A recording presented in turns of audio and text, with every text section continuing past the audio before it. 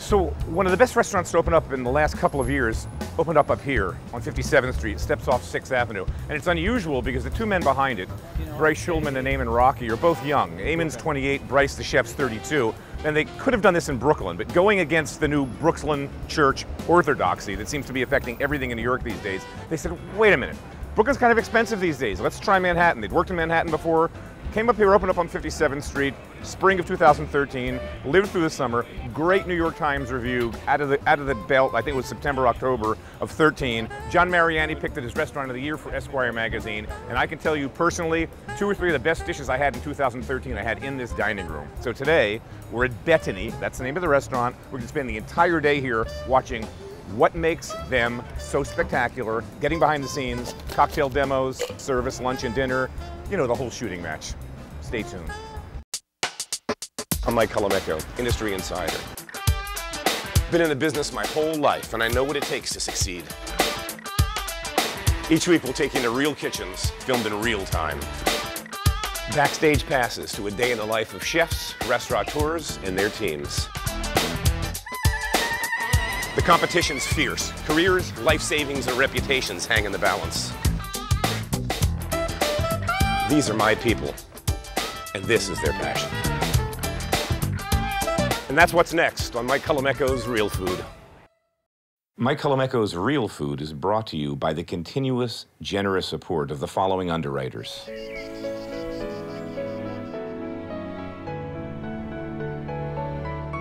Cola Vita, a true Italian. What goes into King Arthur flour can't be measured in a single cup.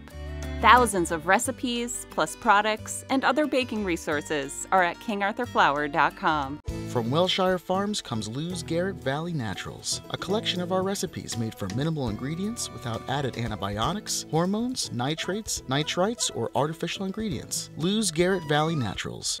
A heritage preserved over centuries with passion, craftsmanship, and care. The flavor of European pork and beef. The taste of European tradition. Mancini, maker of American fire-roasted peppers. Imported from Italy, Anapasta is made from 100% Italian durum wheat semolina and pure spring water, slowly dried to cook al dente. Recipes online at cento.com. All right, listen, during lunch, we keep it quiet, we keep it focused, yes? Chef! Hey, I want callbacks nice and tight, yes? Chef! All right. Lending credence to the old adage that New Yorkers respond well to great food and attentive service in less than perfect rooms or locations. The success of Betony as it approaches its first-year anniversary is proof positive. When I heard you were opening up on 57th Street, I'm like, oh no, why are you doing that, man? Nobody goes uptown anymore. But you did it, like defied, you know, honestly defied the odds, but funny town. I mean, there's zip code bias. I mean, when I was leaving 11 Madison Park, I was telling the guys that I was leaving the restaurant to go open a new restaurant, and they were like, oh, where are you gonna go, you know? And it's like, oh, you know, 57th Street. Everyone's jaw just. Yeah. It's like, they're like in Queens? Is that Long Island City? Or right. 4 scallops coming now. Can I go to the plate? Yes, chef. What you're finding there on the plate is a little bit of a kabocha puree, served with a glazed piece of kabocha squash. And there's some pickled kabocha going on the plate there. On the sauce is going to be dried scallops and dried shrimp. Order in 2. Chef! Welcome, guys. We have a really busy night ahead of us. I like meeting here in the center of the restaurant. It feels good under the flowers, the photos, and everything that makes us who we are. You got a great background. You have no southern accent. You're from Hattiesburg, Mississippi. That's Do I have right. it? This is crazy. And you're 28, Yep. which drives me nuts. So you're brilliant, you're handsome, and you got a 3-star restaurant. You haven't turned 30 yet. Good luck with the Do rest. we need to keep talking? Good luck with the rest of your life. How can it? Where's this going? What are these guys? The lobster rolls? That's the lobster roll. So we saw this earlier. We saw the fried brick, and now that's the lobster force meat in there. Okay, take that downtown with your little hot dog rolls. So what is this dish? So what we have here, this is it's a poached egg dish. It's with cavatelli. The cavatelli is glazed in essentially a meat glaze. The egg has been poached just in circulated water at 62 degrees Celsius for about 45 minutes. And seasoned with a little fleur de sel. This is a black trumpet powder. This is a black radish. It's a winter radish, nice and funky. Yep. So this broth is a roasted mushroom dashi. And then she's going to finish it off with a charred scallion oil. Mommy City. If you were Italian and you put a brothy sauce with the cavatelli, I'm looking at it thinking, you kidding me? they might tell me. I know. They might kick me out. My grandmother would smack me. Skate is like one of my favorite fish. And essentially he's pan roasting it here, a little bit of a shallow fry almost. And the skate's been stuffed with cilantro and pumpkin seed pesto. Here we have some braised prunes, a little bit of glazed cauliflower. Then he's about to top it off with some pickled cauliflower. The cauliflower has been shaved on a deli slicer, then compressed with a little bit of coriander vinegar. Great flavors, coriander and cilantro. The sweetness from the prunes, it's pretty banging. I think innately what we do are the pursuits of very simple things combined into one seamless string of happy and impactful moments. Not surprising, you're an accolade and a fan and a former employee of Danny Meyer. Sure. Nobody gets it better than Danny. 100%. Wrote the book, literally. Talk about running the front of the house here, and then just give me like your PR soundbite description of what Betony is. I hope that we're able to convey excellence in terms of anticipating people's needs and giving them things that are going to have the aha moment. Like this team of people is listening to me and seeing what I need and what I'm looking for. Finding ways to make me remember this dining experience or drinking experience, and telling stories that I want to hear again, or maybe I want to tell other people too on their behalf. That's cool to me. Like I told Eamon that I grew up in a family restaurant, and I have a great respect for seeing a business that's able to run all the components very well. You know, just not about the food, and they do an amazing job here. Yeah, thanks. They do. It's like I feel like I'm coming home to a family, and that's not an experience that I have after living in New York over 30 years. I don't feel that way almost anywhere else in the city. Tell me about this grill I'm looking at back here. This is a yakitori grill. Essentially, it was created to grill like skewers of chicken meat. This is a Japanese charcoal. It's originally from the southeastern part of Japan. It burns hot, but it's not burning as hot as like your standard Kingsford, charcoal briquette. What it does do though is it burns super clean. That speaks to the grill man and all of us. Primordial goodness of smoke and flame. This is our grilled short rib. So we have caramelized onion potato puree. We have these risole potato. This is shallots that have been crisped up by frying them very slowly and then tossed with a little bit of charred onion to make it look like the soil that this baby leek was pulled out of. I mean, just look at that intermuscular fat. It's just like oozing. That's just going to taste so insanely good. Just have to. What's the schmear? This right here is cheddar ice cream. That's what I thought. Something cheddar-y. Cheddar ice cream. Yep. That's like a... It's like a caramelized brioche that's infused with some thyme. Very earthy. There's a really delicious Honeycrisp apple puree on the bottom of that. Base. Baked apples, very reminiscent of what an apple pie would be. There you go. Careful. Talk about the food. Talk about what you had envisioned for this place, because for me, in your words. Yeah, no. Well, the food itself, I knew that the last thing that I wanted to do was open some 12-seat, tasting menu only kind of restaurant, because I mean that's what I was coming from. All right, but I knew that I felt like I needed to build some trust in the community, and I wanted to have a restaurant where I could feed a lot of people, could come and check it out and see what we're doing and get excited about it. This is the monk? This is the monkfish. I wanted it to have some attention to detail. The monk is cured. It's seasoned with a little bit of salt, and to be a little bit creative and be able to be inventive and still cook food that really inspired me. Tweezers, chef. Use your tweezers, huh? So this is the chicken liver mousse. Yeah, so classic. Right, about equal parts butter and chicken liver. Why not? Yep, makes it good. So now I'm going to come in here and I'm going to kind of shape this out a little bit. I need to sort of roll it up. All right. Pretty simple. So there's a little bit of liquid nitrogen. It's going to get cold really fast in there. Oh yeah. So now what's in there? This is the caraway shortbread. A shortbread crumble made with caraway butter, a little bit of flour, rye flour also. Then we blitz that till it's nice and smooth. And at the last moment, throw in some parsley that makes it green and gives it this great flavor. See, when I was in kitchens, we worried about getting burnt from flames and stock. Now you got to worry about getting burnt from liquid nitrogen.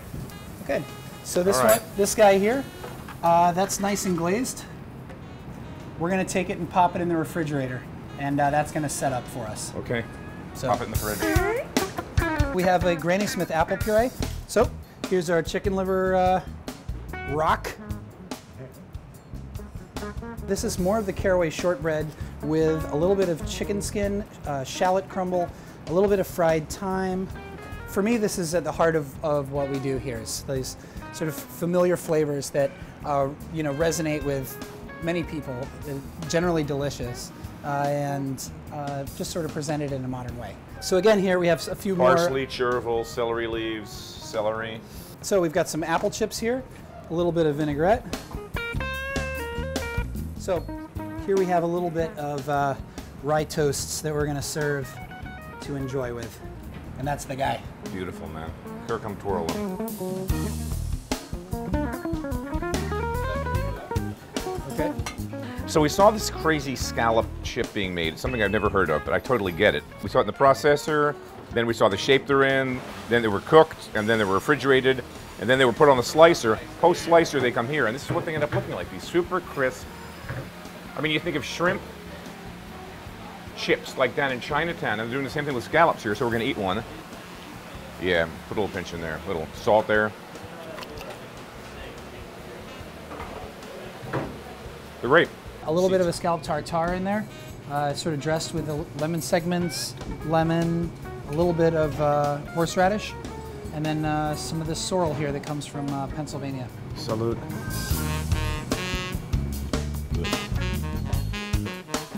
The bread service here is like crazy. Besides all the great pastries, talk about how many breads we're doing kind of on a daily basis in rotation. Well, the bread program in general was very important for Chef Bryce and I when we started conceptualizing the menu. We wanted to make sure that we were doing everything in-house because in New York City, small restaurants, it's very, very rare. Right. So we do a warm caraway rye roll to every guest. We also do house-made baguettes. We also do house-made breadsticks that we roll to order. Yes. Thinner than thin. Yes. I mean, it's just this, I mean, it's insane. And they're just really fun. Yeah, they're fun really and good. addicting and they go well with drinks, which we'll find out in 5 hours. We're waiting 5 hours. All right, I'll let you go back. So Matt, you're in charge of a lot of the actual baking, things going in the oven, scaling out the dough, rolling the dough. We saw you do the baguettes earlier. And your job starts at what time of day? 1 a.m. 1 a.m. Pretty much by yourself, 1 a.m. and now it's 2 o'clock, so that's a 13-hour day. Welcome to the restaurant business. Congratulations. As is the case with many chefs I've known over the years, upbringing tends to have a big effect on career choices later on. You know, my mom was a nutritionist, she was a cultural anthropologist. My dad was a chef, my mom was a pastry chef. We always ate dinner at home. And every night we sat down for dinner and all 4 of us were there, my sister and my 2 parents. You know, it's my responsibility to set the table, to make the salad, to clean everything up. I didn't know anything different, and I didn't realize until much later that not every family necessarily has that, but you know, that dining experience was such a huge part of growing up. All right, next dish we're going to do is a grain salad. It's amazing. It's a fantastic dish. I've had that and the chicken liver, I think, every time I've come here. Yeah. Every meal begins with chicken liver and grain salad. They're maybe my 2 favorite appetizers on the menu. And the grain salad is probably my favorite, and it's like the one that most people generally skip over. Because it sounds like it's healthy and boring, and I didn't come here to eat a grain salad. Right, where's my foie gras? Right. Yeah, okay. And then you get it on the table, and you're like, wow, this is ridiculously good. It's super textural. It feels like you're eating healthy, but it's probably, you know, not. It's fine. I don't come here for my healthy option. All right, good. So what we're going to do first is we're going to make a labneh. And this is just a full-fat Greek yogurt. It's already been strained a little bit, which is going to help us save time. And then this guy on top, and I'm going to press it. So just a little more of the liquid out. Hours later, or the next day, essentially overnight, I'm going to get this here. And here I have what it is this this nice texture. It's just like it's almost the consistency of almost a slightly whipped cream cheese now. It's that thick. Yeah, absolutely. You could roll this into a ball. You could marinate it in olive oil. I know traditionally you'd sprinkle like a little za'atar on it, or maybe some you know, a little bit of a chili. It's kind of almost very, you know, Middle Eastern sort of. We have a number of different grains.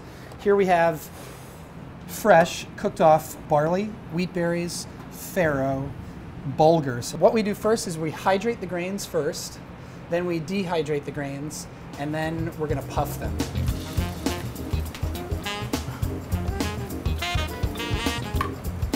And then anything comes out of the fryer, we put a little salt on it. Ready to party. Chives, shallots, season with salt, lemon vinaigrette. He's eating it. He likes it. This is good. It's important you taste the food, right? It's like the most important. I tell the cooks all the time that taste your food. Taste your cooking. A little bit of the labneh. This is an olive oil from Tuscany. A little bit of fleur de sel here. You know, I'm not going to be too fussy about the grains there. Fall as they will. Some of my sprout guys here. This looks really healthy, so I wouldn't order it, but I always do. It's almost as if the sprouts are like growing out of the grains. Peach tendrils just give it a little bit more flavor and vegetal quality. They're so delicious. Sweetness. Yeah.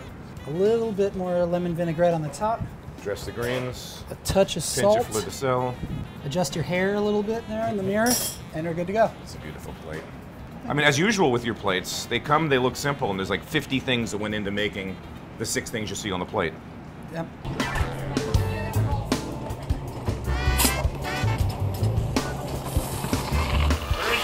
Chef! I'm here with Jack Logue, Sous chef, man. So, talk to me about how you got this gig, because it's pretty freaking funny. How were you interviewed?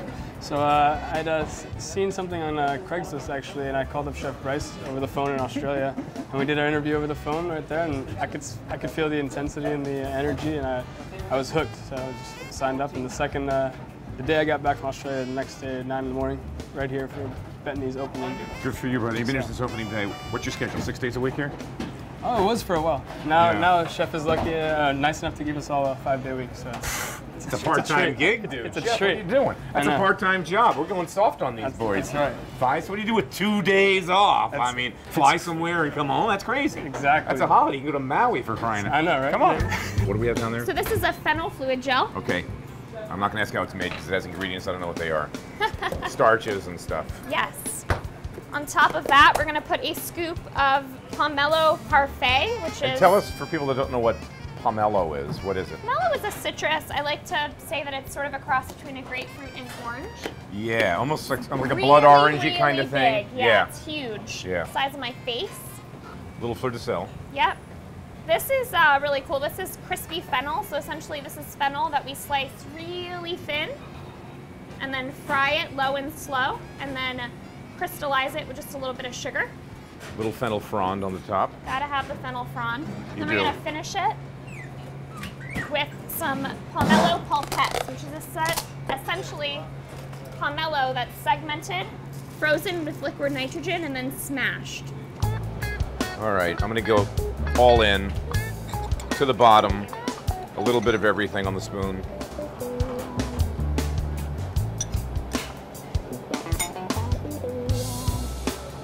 It's bloody brilliant. Really, really great. It's something that Chef Bryce and I really take seriously is textures. You know, everything can taste really great, but if it isn't texturally balanced, crunch then and smooth and everything. This is insane. Really, really good. This is kind of the adopted baby. I just want to say, you know, it's not something. That's not something that I invented per se. Ambitious restaurants these days have serious cocktail programs, and Betony is no exception. With Eamon embracing variations of milk punch, a drink with roots going back to New Orleans, it's a rather long and complicated process, but I'll let Eamon walk you through this one. Take cocoa nibs and you think of them as you would tea leaves, and you can make a cocoa nib tea or cocoa nib stock. So it's not necessarily about cooking the chocolate at all, or changing the color, or darkening it, or toasting it per se. It's about waking it up a little bit. They get nice and glossy. They haven't changed color per se. Certainly they're a little bit darker, but you know, mostly it's just the oils have been released. Then we go directly into this pot here, where we're going to let them come up to temperature and then simmer for about an hour. Like a tea, with an infusion. Simple. But it smells really good. It smells really, really good. It smells like Cocoa City, man. All right. So we've got the sugar in. And what's the alcohol going to be in this? The eventual spirit that we're going to add? I like using mezcal. Mezcal.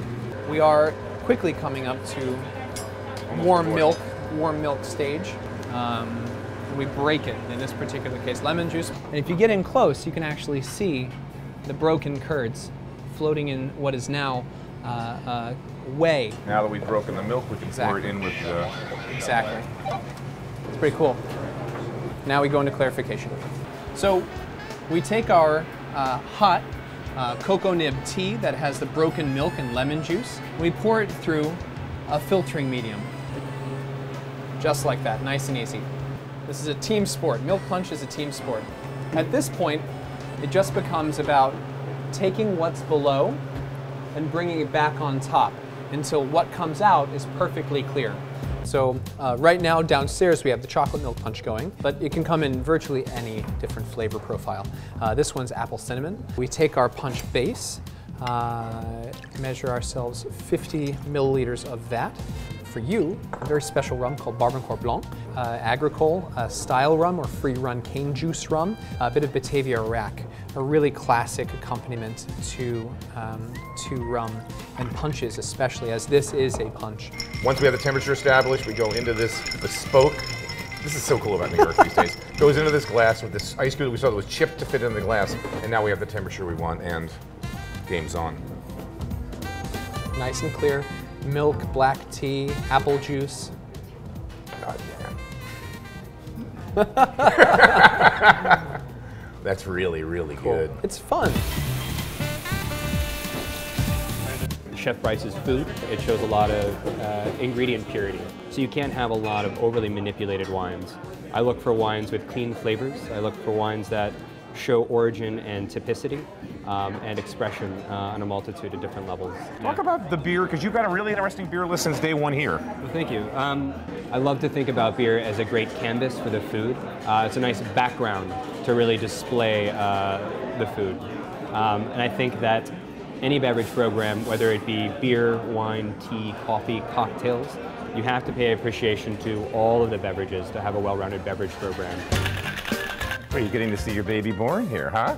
Got a smile on your face like a proud father. For Valentine's Day 2014, Eamon collaborated with a regular customer who happened to be a professional perfumier in creating a cocktail that utilizes the base, middle, and top notes of the world's most famous perfume. When I thought about Valentine's Day, and for me, this idea of things that are shticky or you know, sort of contrived, those are exciting to me because if you embrace it and you seek ways to differentiate your team's expression of it, you can do things that are truly impactful. What is the most well-known across the board classic, from my perspective at least, female fragrance in the world? And I was like, Chanel No. 5. It has to be Chanel No. 5. Everybody's top of the list. Yeah. Classic, genius, Classic. absolute brilliance. The first thing I said to myself is, we do have to modernize that. And I went about that by using much cleaner, more refined grades of the essential oils. And that's what's in these are little samples along the way of scents. That he blended and he created. That's what's most amazing. Right. So what's the cocktail? It's based on Lillet Rosé, as opposed to something more powerful like, you know, rum or gin vodka. or a big alcohol. Exactly, exactly. A distillate. It's accented by rose, as the fragrances as well. Bergamot is in season right now, and we finish it with champagne and fresh mint. It was a little light, a little bit of fizz. Yeah. Reduces the weight a bit. Yeah. And using this amazing applicator that Michael has provided us, painting the back of a couple of the strongest and largest in surface area leaves of the bunch, not too much, with the Chanel No. 5. I can smell the ambiance of the actual setting. You and your cocktail. I swear I can taste it. Totally. I can taste it. Yeah. It's amazing. Amazing. Cool. Thanks so much. So walk me through this dish. Describe it to me. So, okay. This is the chicken off the dinner menu. Yes, this is the chicken off the dinner menu. Essentially, I brine the chicken for 3 hours. I cook it for an hour and a half at a low temperature in the Carby oven because I wanted a really great juicy piece of meat that you get from cooking at low temperature. Right. But I wanted to have that crispy skin. All right. Stand back. I was about to say, picking up 4 chicken and the line just clears. Everyone stands back. Nice hot on convection. Chicken confit. Little stock. Caramelized salsify. Chives. Some butter in here. tasting. Good to go? Awesome. God, that smells really good. Chicken side. Salsify. It's hot. Time to carve the bird. Perfect. Just a little blush right at the That's bone. perfect. And super, you can see it's just so moist. And that's pre-made beurre noisette. Exactly. Make it shiny. Here we go. Now we're going to go to the plate. So, we got the breast, we have the leg, we have the salsify. And many guises. Salsify puree, salsify here, Glaze. salsify chips. Caramelized salsify. Yeah. Roasted mushrooms. These are nice and hot. A little bit of brown butter on our guys. Our mushrooms here. Truffles. Fleur de sel. Salsify chips. The king oyster shaved. Black truffles. A little bit of red watercress. Here we have a sauce, a truffle sauce made with a little bit of Madeira and a brown chicken stock. It smells insane. It just smells like truffles. Truffles are all about the aromatics. Almost done with this guy. Holy, we're not done yet. We're not done yet. So, hold on. Wait a minute. We're missing something. We have to finish the. We're going to finish the side with the legs and the caramelized salsify with just a little bit of a brown butter sabayon. Yeah. That's your chicken thigh and leg there. There you go. There you go. You want your dark meat, you want your light meat. That's insanity. What a plate of food, chef. I'm going to cut into this. I'm not letting this go anywhere. Hold on. Hold on. And then we'll let service begin. We go into the business end here. Comme ça. Actually, you go in there like that. Truffle bite.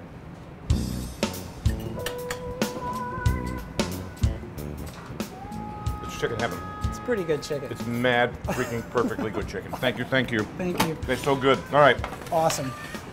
Happy Tuesday. Happy Tuesday. Hey, congratulations to the team at Betony. Not bad for not even a year old. 3 stars from the New York Times. John Mariani's Best Restaurant in America, 2013 Esquire magazine, and nominated for that same distinction by the Beards as of this taping. Mike Colameco's Real Food is brought to you by the continuous, generous support of the following underwriters. Colavita, a true Italian. Imported from Italy, Anapasta is made from 100% Italian durum wheat semolina and pure spring water, slowly dried to cook al dente. Recipes online at cento.com. La Baleine sea salt, naturally crystallized by the Mediterranean sun and wind on the coast of France. A heritage preserved over centuries with passion, craftsmanship, and care. The flavor of European pork and beef, the taste of European tradition.